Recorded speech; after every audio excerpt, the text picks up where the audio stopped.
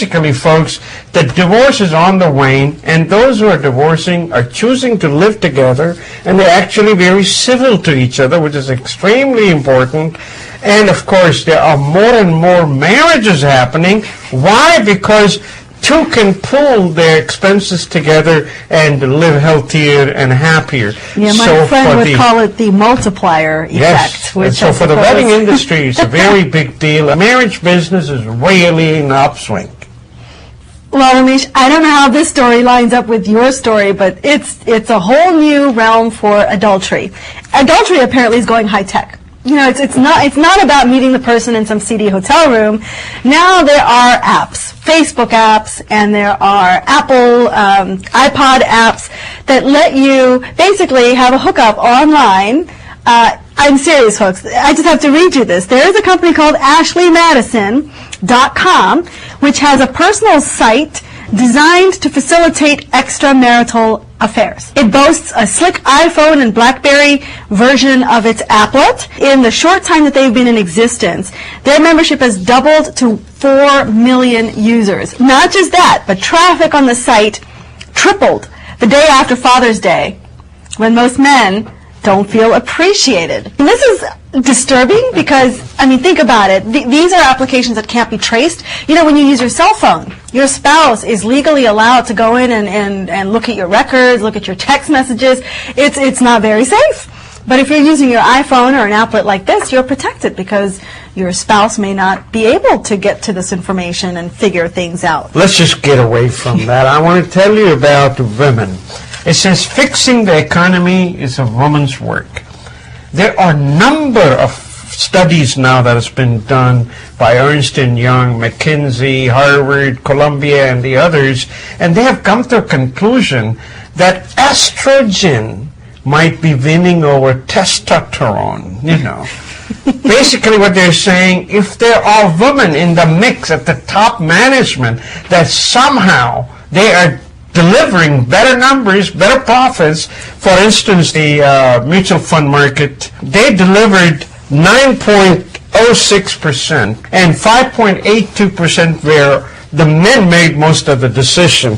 There's also a study done on the Fortune 500 companies where women have come in and they have delivered better numbers. In fact, Iceland, where the banking business tanked because all of it was run by men, the government of Iceland took over the banks and had all three of the banks being run by women because they said, no, women think long-term, men think short-term, men are like heavy, they want to take risk. Women don't want to take risks, they're more collegial, they're not creating a whole lot of fights. All that, some of that is bunk, but that's what it says. Well, I think in general, the 2 points you made are correct. Women are not as big risk takers, or I would say that they're calculated risk takers.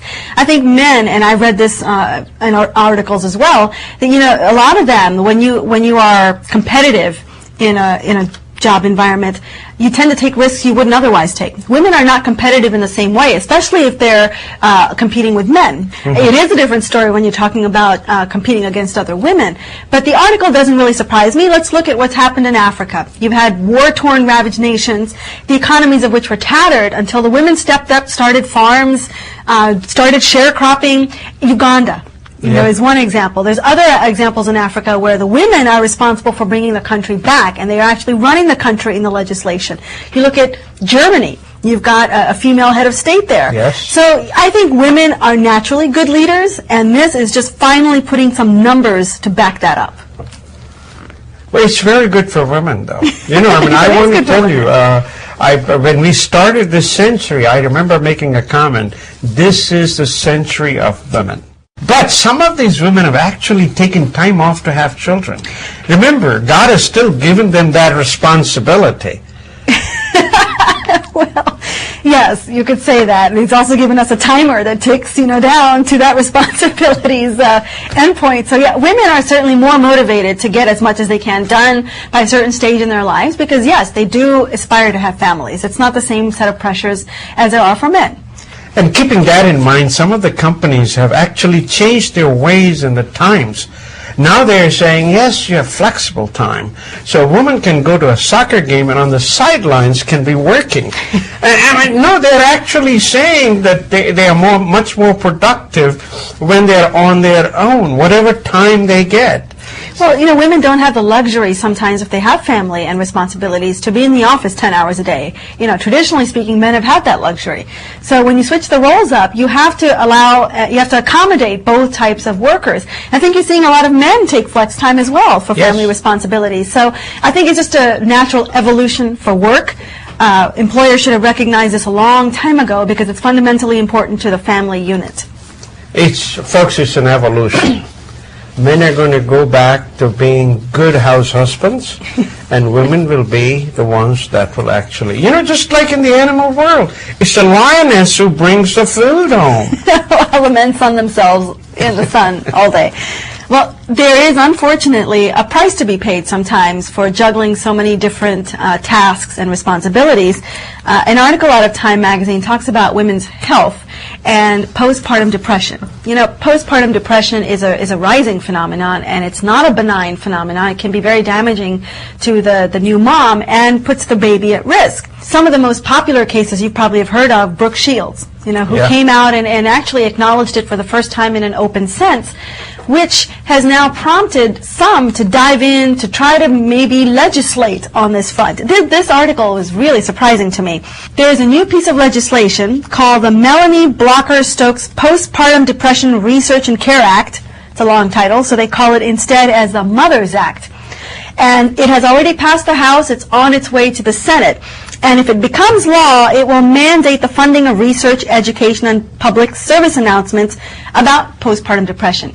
But there is a piece of this which is stirring a lot of controversy, and that is whether or not there should be some form of screening, mandatory screening, to see if mothers would be likely victims of postpartum depression. Oh, you mean test the DNA to see if you're liable for this? That's right. And if you think about that could be terribly invasive in terms of privacy. What if your tests come back positive but you never develop postpartum depression? What if, somebody out there says you're not a fit mom because of these potential risks? So I think it's a very slippery slope. You have both sides now coming to the table, and I think it's going to be a lot of controversy here. It's good that the message is getting out, but I think when you talk about legislation on top of it, it's a very scary prospect for women to be screened for something like this, which you just don't know where that data could wind up to affect you negatively. So I was reading India Abroad, and I saw this ad. It intrigued me. This is from Indian Institute of